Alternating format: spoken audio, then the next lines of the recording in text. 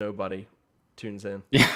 Wait, you mean not promoting it at all has having adverse effects on how many people tune into the stream? I know it's shocking to hear, but having a YouTube channel that has no subscribers typically means that no one tunes into the live streams Mm-hmm. when we record these live. Oh well. Wait, You're a madman. we're a podcast though, and we're supposed to be a podcast, so people are supposed to tune in audibly to the podcast. And so that's what we're doing tonight. Welcome everyone. We are recording on a Tuesday night an episode of You'll Never Talk Alone. We do record and stream our recording sessions live on YouTube. So if you're curious about that, you can technically find us on YouTube, even if we're making jokes about how we just never promote YouTube at all. We barely promote the podcast. Why would we promote the YouTube channel? I mean, whatever. But I am your friend Joseph Craven, joined by Will Caves and Alex Level. And big sigh of relief. The season is done. It ended. For as tumultuous as the entire year had been, it ended the exact way it needed to for us, which is insane to think about. We somehow ended in third place. Champions League locked up for next year. We live to fight another season in the Champions League, hopefully with a fully healthy roster, with some new signings, already one announced that we'll talk briefly about. But in fact, actually, we should probably lead off with that. But here in this episode, we will talk some about the year in review, some of the moments that stand out, how we will remember this year as we look on it, you know, in the years to come, what we'll think about, what we will recall, what we will remember. But we're going to start off real quick with the news, the official news of something that a rumor that had popped up earlier in the year, in fact, not all that long ago, of Ibrahima Konate being officially announced by the club as the season wraps up. Alex, tell us just a little bit about it, since you're our resident scout and Bundesliga expert. Tell us a little bit about the talent that we're getting in this big boy. He's a big boy. He is an absolute unit. But the good thing about him is that he is really good with his feet. He's not just a strong man. He is a very intelligent player, a very good reader of the game. And I think we kind of touched on it a little bit when we talked about when these rumors first came out, is that he's kind of been playing within himself a little bit at Leipzig, where Upamecano has been the more adventurous of the center backs, whereas Konate has been the more kind of stay-at-home, defense-first center back. And you can see that he's got the skills that we typically look for in our center backs when he shows them. But because of what he's been asked to do there for most of the time, he doesn't show it off as much. But I'm looking forward to him growing out of that shell and doing more of kind of like the Joe Gomez role alongside Virgil van Dijk, where we've seen Gomez be a defense first, yes, but also pretty progressive out of the back, where Virgil is the passer and Gomez is like the penetrative dribbler. And I'm excited to see Konate try to slot into our team and do that. So I'm very excited. This is a huge signing. It's a big get for us. And I mean, unfortunately for him, France just went out of the U21 Euros, but that means he gets rest. He'll get a full preseason. He'll get time to integrate with the team, and he won't have as much of a workload as a lot of our other guys and a lot of our other potential transfer targets. So I'm super excited to see how this turns out for us. Yeah, Will, what do you think it says about the team that the very first thing we do coming out of this season, in which we've had we ended the year with center back pairings that were never supposed to be playing, you know? What do you think it says about the team that we went ahead and very quickly snagged an established but also a young established center back going into his prime, to go ahead and try to lock that down before we do anything else? What do you think it says about the team's mentality moving out of this year and moving into the transfer window, Will? I think I mean, the easy answer is to say that we mean business, but like yes and no. We did need another center back. I mean, Reese Williams is never going to be a long-term answer, and as much as we all love Nat, I don't think he's just judging by how often Klopp picked Fabinho in defense over Nat so often this season. I don't think that they think that he is the answer long-term either. So it was nice to see us go for that, but I am worried about his injury record. It's a little weird, like, to answer, like, what does it mean? Because he doesn't, like, yes, we needed another center back, but we also needed one that doesn't ever get injured. And so to me, honestly, I mean, he's good. It's an exciting signing, but I don't know what to really make of the logic behind it. I hope that he can stay fit. Yeah. I mean, it's kind of a message that, like, I like the way you said, we do mean business. It's very, very quickly and obviously, like, this was a big thing for us this year, and we're going to make sure that we do not run the risk of it happening. And so, if everyone keeps getting hurt, then maybe just having 100 center backs that are injury prone is going to cover what we need to cover. Who knows? That's a good question, though. It's a good question to raise. So that's the first news. We just need to get that out of the way because that is a little bit more time sensitive than the other things that we have going on right here. Obviously, the big stuff that we want to talk about is just that we survived this year, and not just survived, but finished probably better than we had any right to finish. Finishing in third after everything that had happened. Let's go ahead and reveal our bizarre rating scale that we're going to use. What do you mean bizarre? I'm sorry, our totally normal rating scale that lots of people use all the time. So a lot of people use like a 5-star rating scale. It's like, how would you rate this season, 1 star to 5 stars, or a scale of 1 to 10? We're going to get away from that, and we're going to say, how would you rate this season based off of how somebody would cook a steak? And then, of course, you have to, on this scale, of being like rare to well done, you have to then establish, okay, well, which is better? Is well done better or worse, like according, to how people like meat cooked? So you have to justify your rating scale along with giving us the description based off of the different ways of cooking a steak. Rare, medium rare, I guess raw is the first one, right? Yeah. All the way up to well done. So, oh man, Alex, since you gave us this terrible idea, you get to lead things off on the discussion here. Looking at this season, the injuries, the struggles, the poor performances, the Super League, but then through it all, finishing third. What's your rating on the year? I'm going to go ahead and say that it was cooked twice, in a sense. So first dish pretty much is like the start of the season until like 3 weeks ago. Okay. It was a steak that I asked for medium, and they brought it out just bloody and bleeding. Like, rare is generous. This is like between raw and rare. And I looked at it and I'm like, I don't want this. And so I called the waiter over and I'm like, this is not how I asked for my steak. I don't like this. Please fix this. And that is most of the season. And then they bring it back out after a bit. And that is the last 3 weeks of the season where we kind of storm up the table in the last 48 games in 2 weeks. And we finished third. And then that's the steak that I get that is kind of between medium and medium well. I'm a medium guy. I like it just kind of flat medium. And it's like, it's good enough and I'll eat it and it tastes good, but it's not exactly how I would have liked it cooked. But I'll take it and I'll gladly take it because I'm at a nice steakhouse.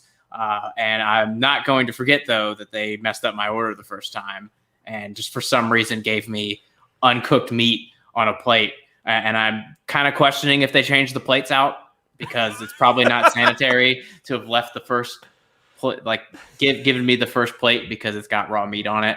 But yeah, I'm full, but I'm also looking forward to the next restaurant that I'm going to go to that is not the steakhouse. Wow. What a way to start off this whole discussion. I mean, can I go ahead and give you a gold star?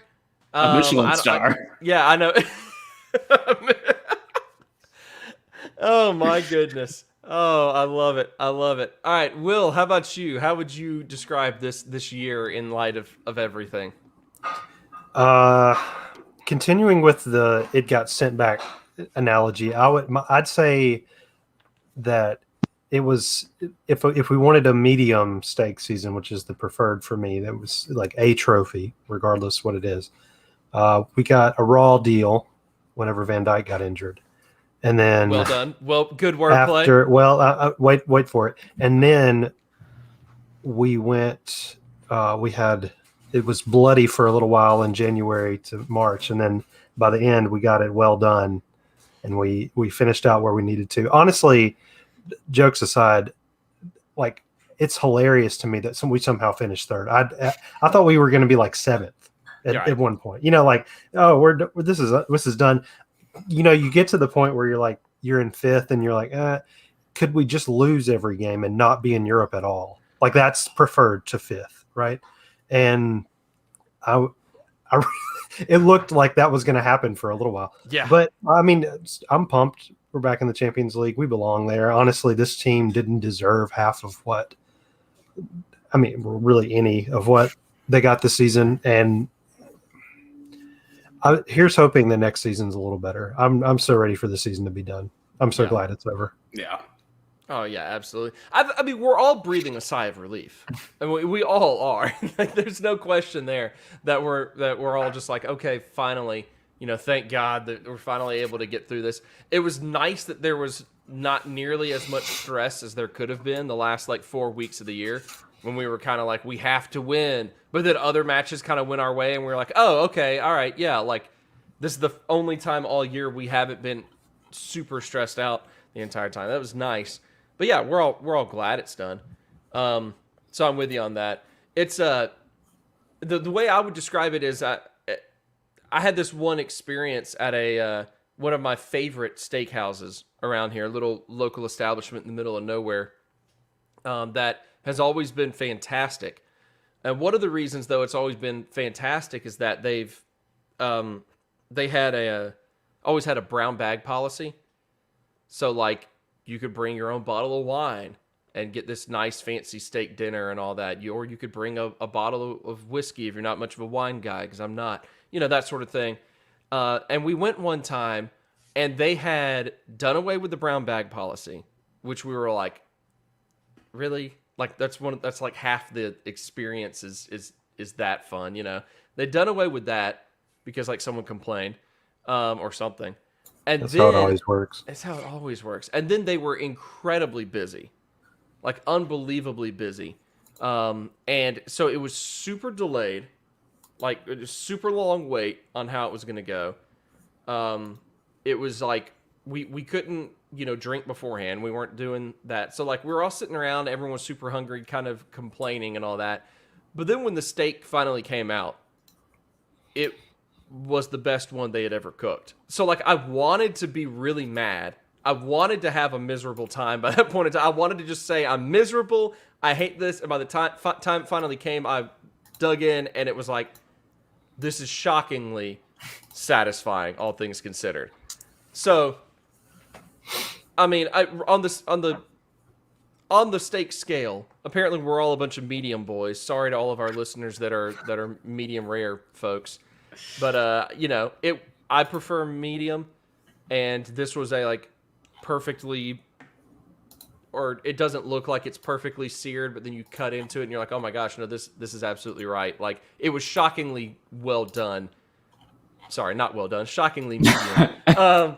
A shocking result, shockingly satisfying result. And so that's how I equate it to not just the way I prefer the steak, but also that very specific experience where I just knew I was having the worst eating experience that I'd ever had at a place, and my expectations were high. I was disappointed, And then all of a sudden at the end, I was like, well, you know what? Actually, this was the best steak I've ever had here.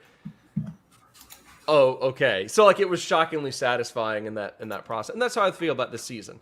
Like to have overcome what we overcame. Because yeah, Will, you're absolutely right.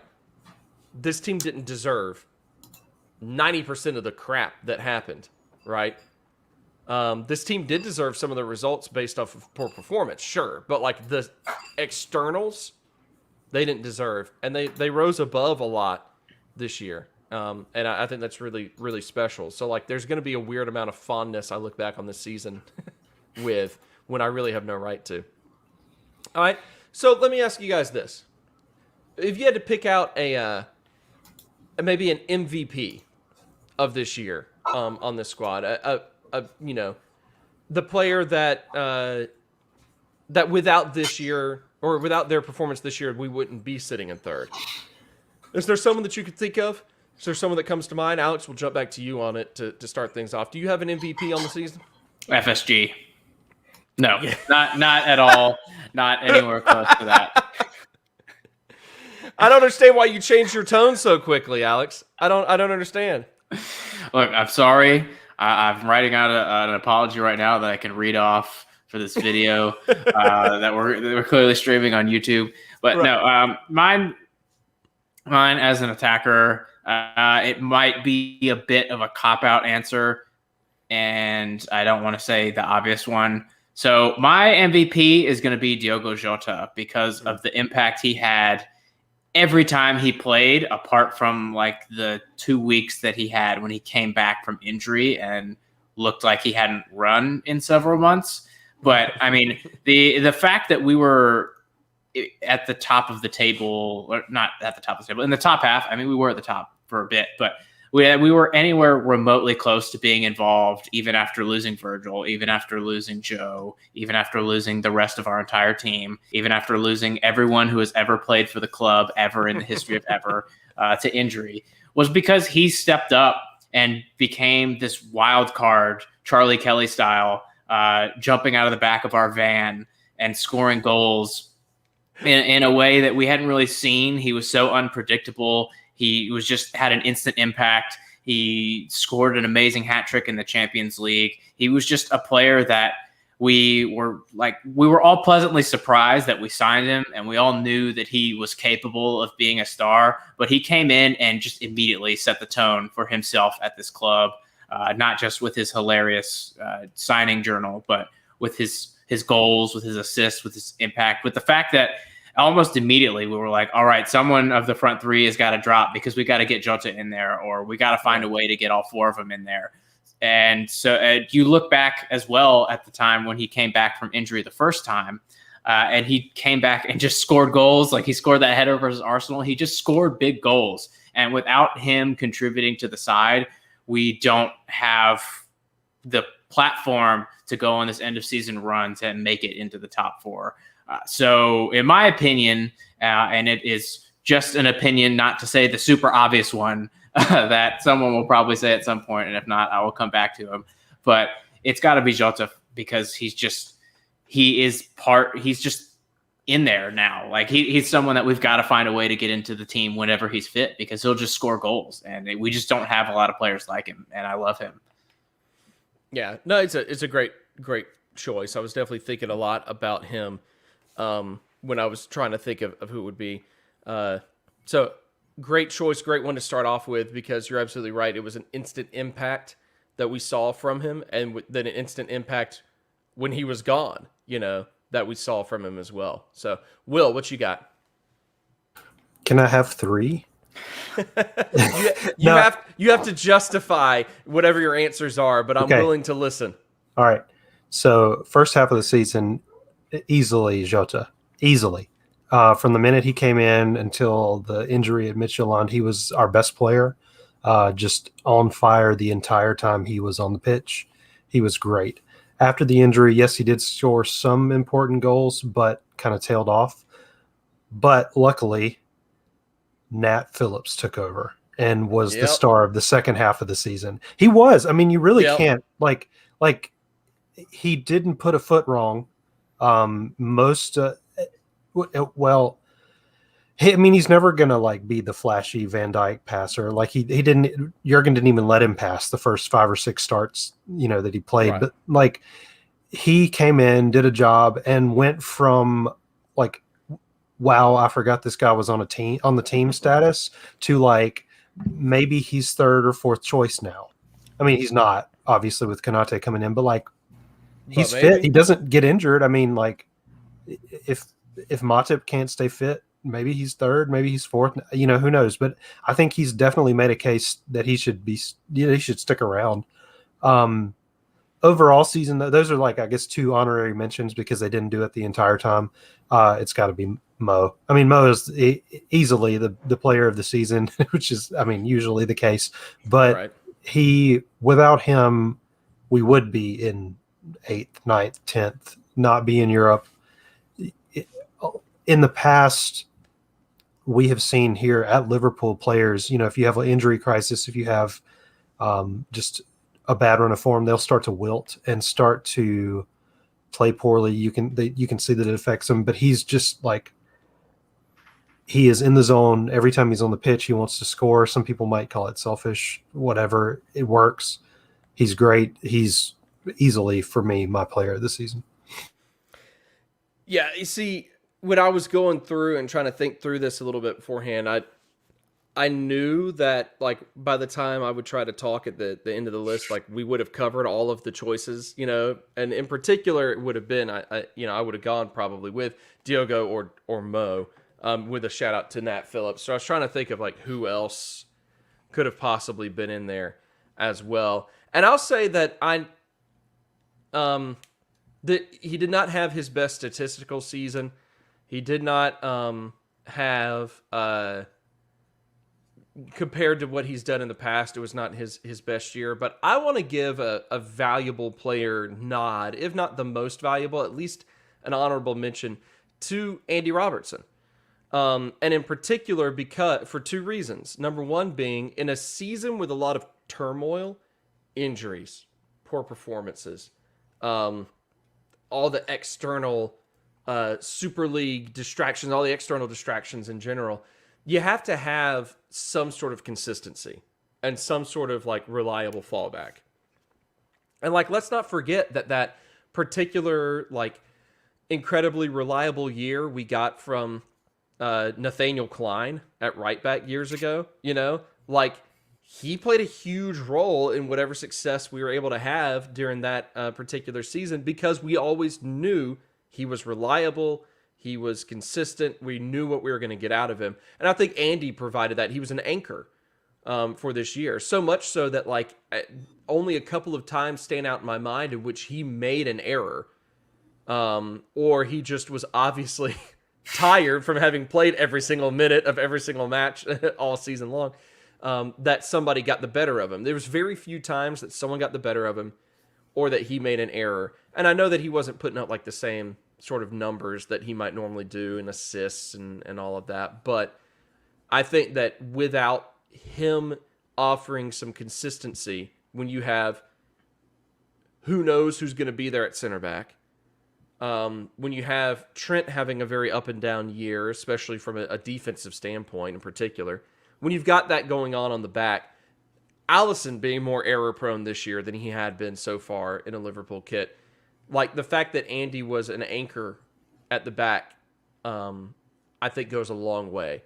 The second reason, though, is because before this season, I actually said in a podcast episode that if there was any established player that I would consider selling going into this year, it was Andy Robertson. Because I thought he was at his peak of value.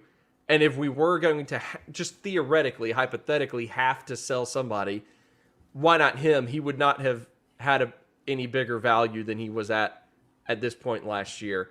And I think I was wrong. I think after this season, he's shown that his value is, bare minimum exactly where it was a year ago. Maybe even a little bit higher because of his consistency and his just relentless, untiring play. So I wanted to give him a shout out. Maybe not my MVP, but, we'd already kind of talked about the top 3 guys who mostly deserve it. Yeah, and if I don't want to leave out Fabinho either, right, who at at times pretty much carried the team when he was Yeah. playing center back. I mean, we all know how great he is, but this season especially, he was invaluable. Maybe not in the same way as the others that we've mentioned, but just But up there. just so good. Yeah. Yeah. Definitely up there. Oh yeah, absolutely. Alex, you got any other honorable mention that maybe needs to be thrown out there? I will shout out Andy as well because he was also just the most candid in post-match interviews when we were not doing well, when most players were kind of going through like typical, like, we'll get them next time, we'll come back, we want to be better next time kind of quotes. Andy was like, yeah, that was garbage. We know that was garbage. We need to be better at this. So fair play to him for just being so honest and down to earth. And I think it benefited the team. It's hard to kind of go through the entire team because I feel like everybody deserves a shout, mostly because we only had like 12 players that played the entire season. So kudos to them for carrying everyone. So I think I'll just leave it at that for right now and maybe touch on some other points later on when we're discussing other aspects. Yeah, that's great. Yeah, that's a good point. He was very candid. I always felt like Klopp was always pretty good this year at just kind of being kind of up front when we were underachieving and stuff as well. Wasn't going to try to like coach speak, beat around the bush at all a lot of times. So yeah, that's a great point. Okay, one more. Well. Sorry to interrupt. One more. Quaveen Kelleher, when he played, he was great. Huge shout out to him for stepping up, kind of taking over that second keeper spot from Adrian. Of course, he had to get hurt though after doing that because he's a Liverpool player. But shout out to him for just being the guy that we needed when we needed him. Because like you forget, Alisson was one of those people that was hurt for a while, and Kelleher stepped up even with his name misspelled on his kit and still did the job. So played in the Champions League. Yeah, in the Champions League and the league, just what a guy. Yeah, no, absolutely.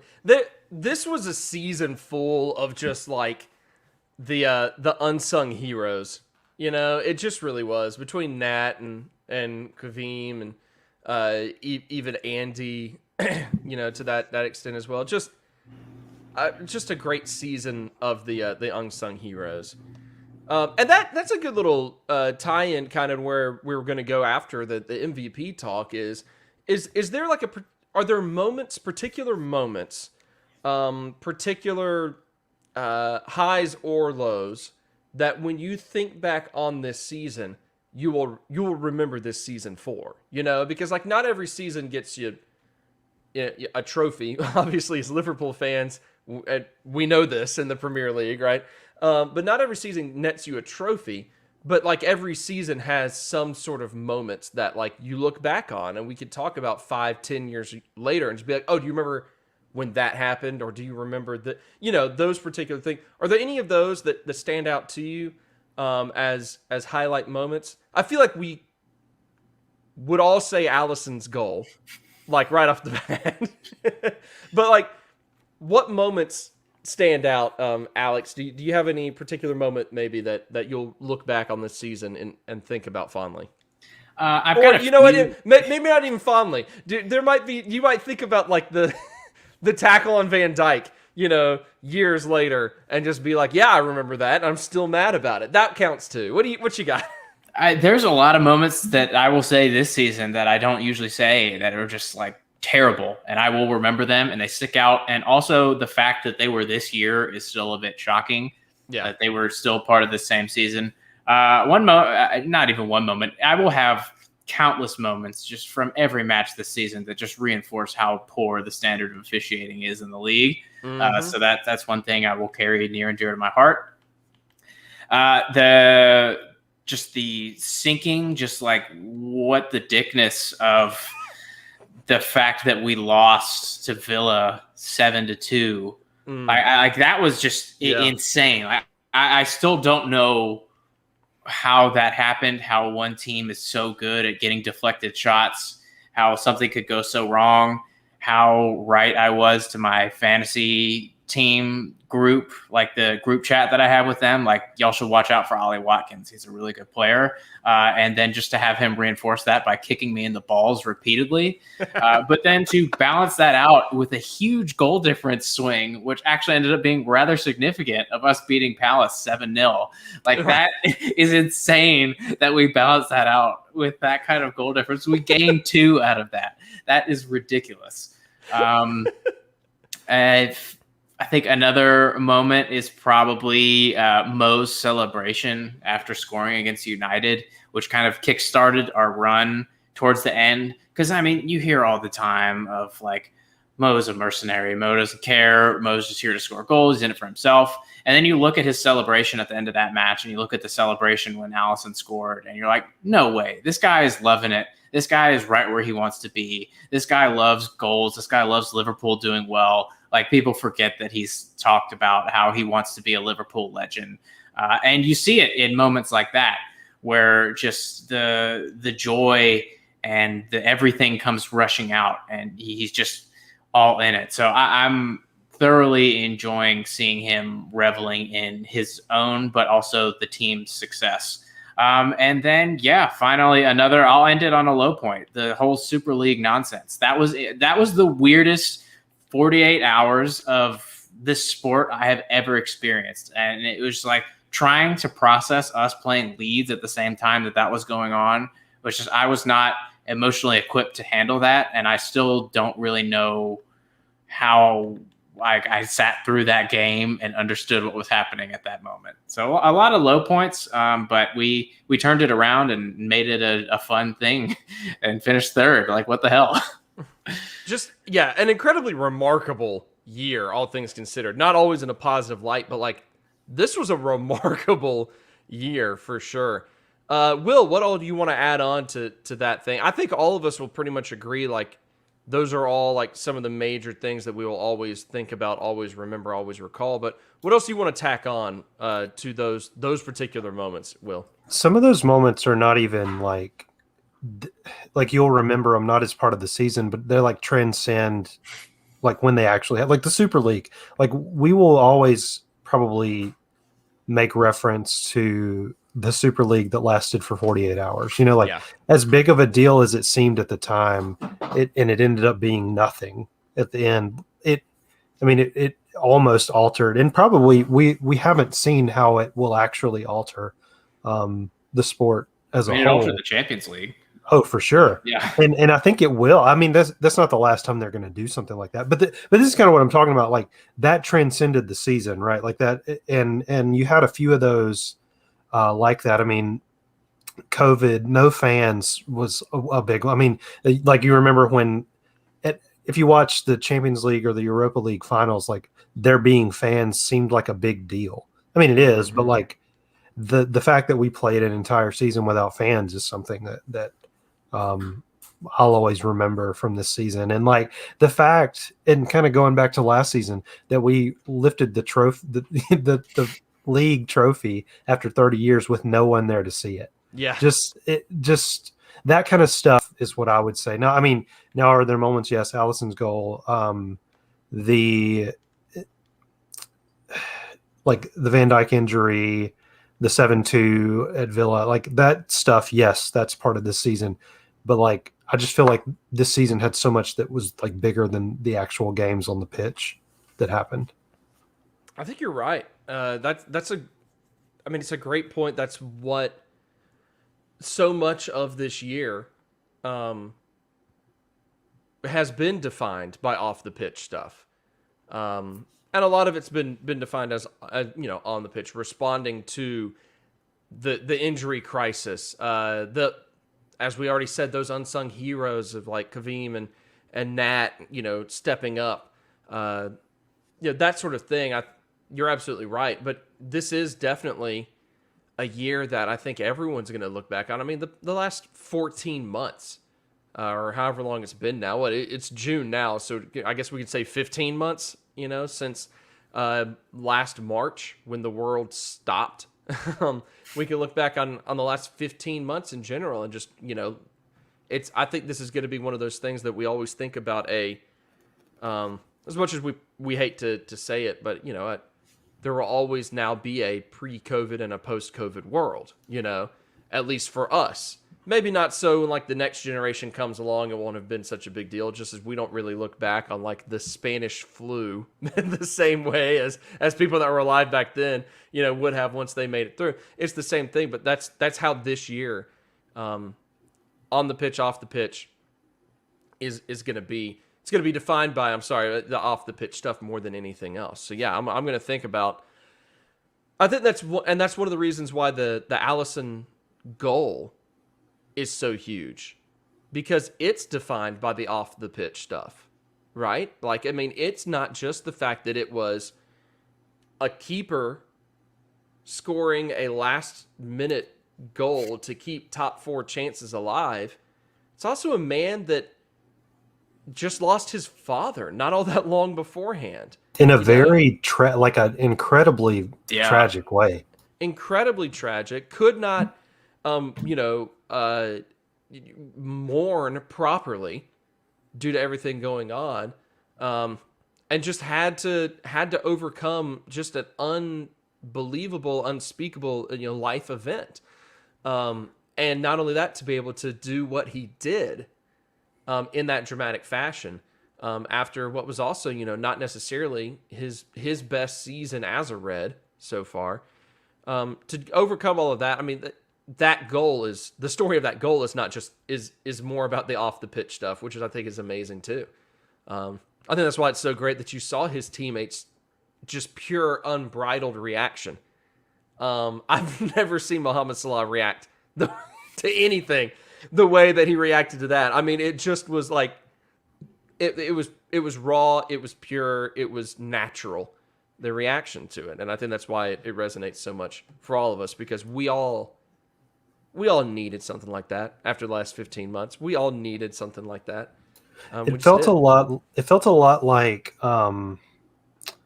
Mo's goal a couple of seasons ago against Chelsea, and then Henderson's goal maybe that same season against Southampton. It was a cathartic goal. Like we all needed that at that moment, and it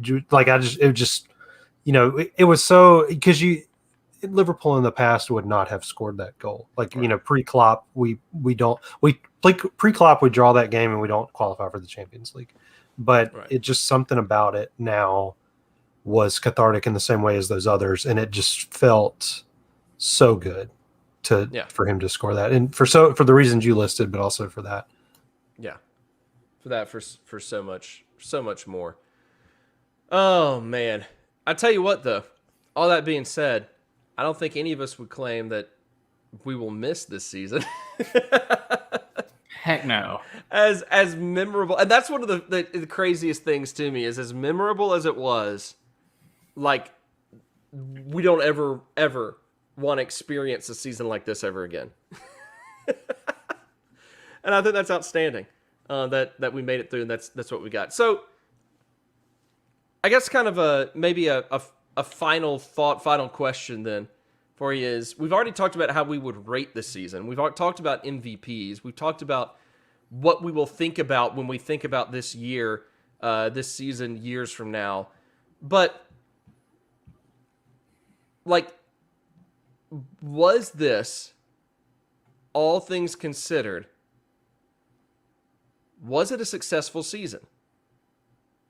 Like, obviously, I think by the time we reached the end of the season, the measure of success was drastically... Well, I mean, heck, by the time Van Dijk got injured, the measure of success had already dropped from a title defense season to survival, as a level of success. But in your eyes, now that everything is all said and done, would you consider this season to be successful in any sort of way? It doesn't have to be a grand success, but would it be a success in any way? Why or why not? Alex, start us off once again, sir.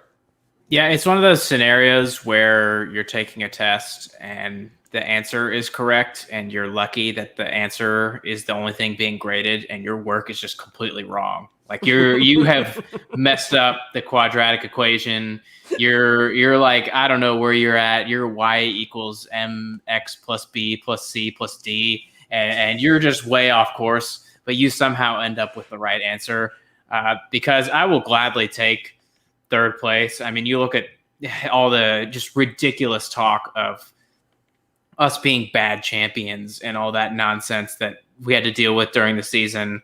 And also, side note, a moment of the season was everyone being furious at the managers for not liking that there was no break for their players. Like, that's where we were this season. That was how dumb the season was. Yeah. But like, you look at the situation we were in, and you just like you got to take being third because you've seen champions drop off so dramatically after winning. And you look at the circumstances we went up against, and you look at even how we finished last season and started this season, and you could see we were in a dip, and then we had just the worst luck continuing to happen over and over again. And it turns, like you said, into a fight for a challenge, into a fight for survival. And honestly, we coped pretty well for the most part. Like, we were still up, we were still in the title discussion without a lot of players until the games started like piling up even more, until we were playing like every 48 hours, and you just can't do that with 12 people.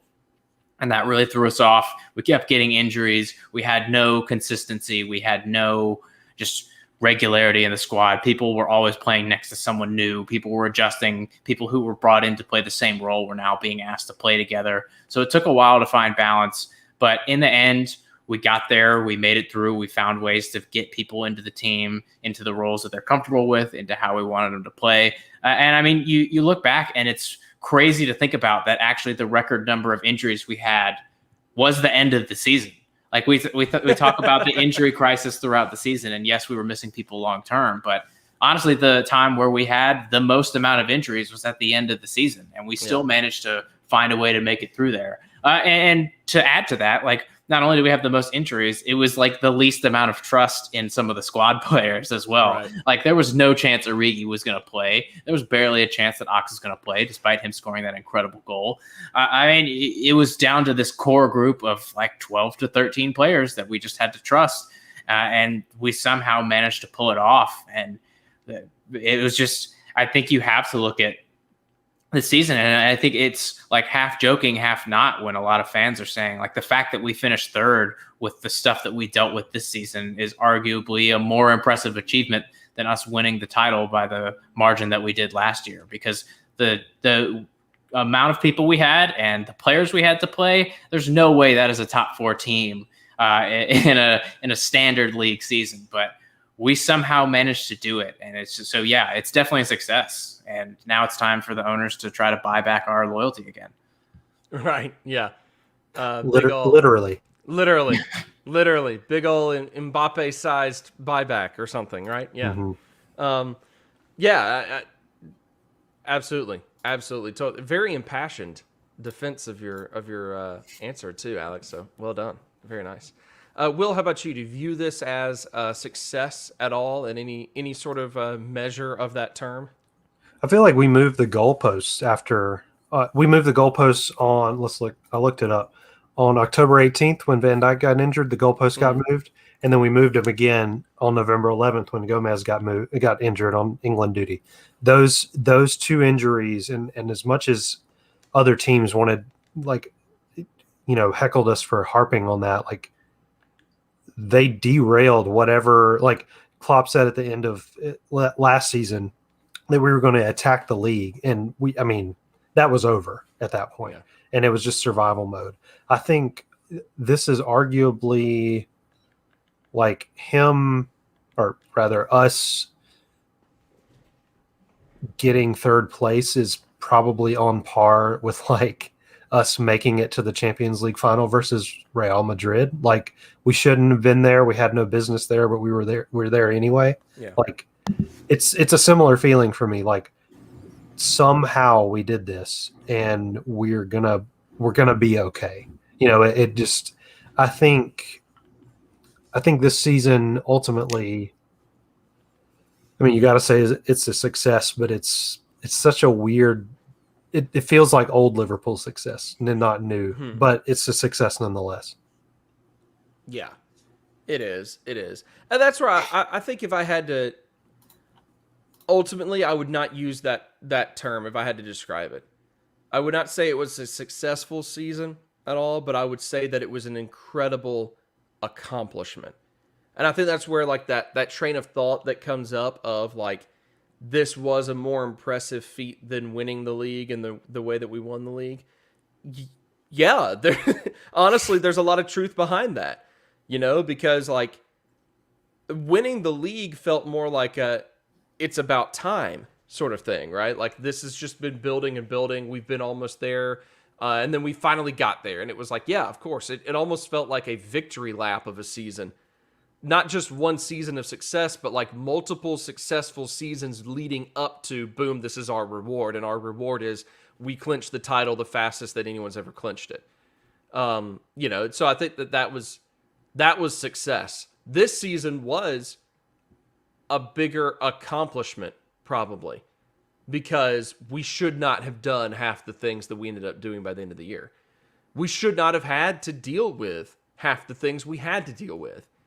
And so like I think if we just use the term successful based off of like the standard definition, then no, it was not a successful season. But I think this was a massive accomplishment of a year. And I think that this is the type of season that is a championship building season. Similar to the seasons we had before actually clinching the title. Will, you pointed out, Champions League final against Real, right? Like somehow making it there. Well, what happens after that? We storm right on back and win the thing, This is a year that I think is very similar to that as far as like the mentality, the accomplishment, and what we go for moving forward. So yeah, it's got to be some level of success for sure. But I think if I had to, I'd maybe use the term. It's a big accomplishment more so than it was a big success of a season. But I know I just changed the. It definitely wasn't a failure, right? Yeah, and as low bar as that feels like it is, it definitely was not a failure, right? Which is huge. If we had had everybody fit, maybe finishing third is a failure. Yeah. But what's wild about this season is that was it a success that we got in the Champions League? Yes. Was it a success that we finished closer to City this year than they finished to us last year? Yes. There are so many of those weird little stats that happen that you don't really think about in the moment. And especially when you're relying on other teams to win or lose, depending to get where you want to be, you're not thinking about how good we actually were. But we did actually put in some really good performances. This season felt 3 years long, and there's so much that happened. And I just think that at the end of the day, we made it. Next season, we'll have our superstars back on defense. We've already added another one. We're probably going to add. We got to replace Genie. We'll add at least one more, I think. So I think looking ahead, this was perhaps repairing the foundation a little bit. Getting the mentality monster mindset back, and then we start again in August. I think it's going to be good. Yeah. Alex, you feel good about moving into the summer and into the next year? I know that's more something that we'll talk more about in our next episodes, but you feel good about it? Yeah, like I mentioned before, this was the perfect time for us to end the season. So we got to end it on a high. We got to end it on an optimistic note.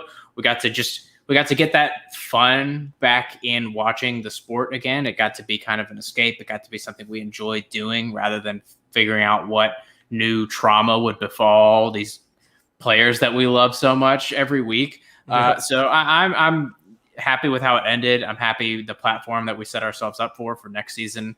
Like like you mentioned, we'll talk about it again. But in addition to trying to figure out how to undo all of our bad luck, because you think about the injuries, you think about the fact that we wire to wire led the VAR overturn, VAR callback, missed calls table. Like it was us and West Brom clear at the top. And you think about how we had to overcome that in addition to losing our entire team. Like that's just insane. Just adds to the miracle that it was us getting third. But I mean, yeah, we also know exactly what we need to do to fix the problems. We know our weak areas. We know things need to progress. We know how our team needs to change, and we know what we have to do to make it change. And we've got that sweet Billy Bean, LeBron James money. So let's go ahead and do it. And like I mentioned before, try to buy our loyalty back. I mean, you can't do that, but it certainly doesn't hurt to try. Yeah. Because putting up the money from ownership that has been so budget focused over the years, putting up the money to be we're serious about making amends, basically, that actually is the proper usage of buying back our loyalty, because it shows that, okay, we're starting to learn more and more what we should be doing, and we're actually learning. And that's all we really want. We want to see that the ownership is learning how it's supposed to be done. That's what we want to see. So, all right. I believe that should wrap things up here on this episode. Then just a little summation, looking back on how we would rate this year. Dear listener, please tweet at us your thoughts on the season now that it is all done and dusted. Now that we have not only weathered the storm, but come out on the other side in third place with Champions League football to play and that sweet top 4 revenue. Tweet at us your thoughts, your reactions maybe to some of our opinions. And while you're at it, tell us how it is that you like your steak cooked, because that is the most important question of the night. Are you a medium bro like the rest of us, or are you more wild and adventurous than we are? Alex, Will, we did it, guys. We did it. We made it. Oh, we did it. So, season recap episode in the books, which can mean only one thing. The next episode we produce and release is our yearly keep or sell roster rundown episode. Stay tuned for that. Be coming up real soon. For Alex, for Will, I'm your friend Joseph Craven. And one last time for the 2020-2021 season, let's kick it over to Andrew Ainsworth to sign us out.